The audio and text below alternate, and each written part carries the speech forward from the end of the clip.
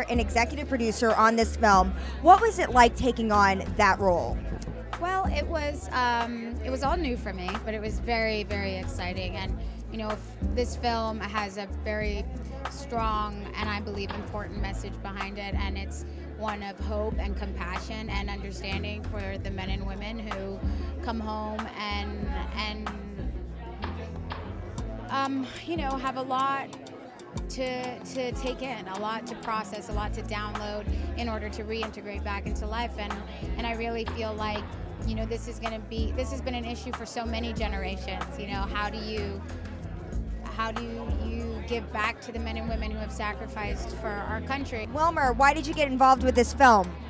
For a couple of years now, actually, I've been traveling the world. I've been over 9 countries. I've been to Iraq and Afghanistan, and I've met thousands of soldiers. I've heard hundreds of stories, and every story kept fueling my passion for playing one of these guys. You know, some of the people that somehow I became so emotionally attached to every tour I went on, and I read the script, and I fell in love with the fact that it didn't have a political agenda.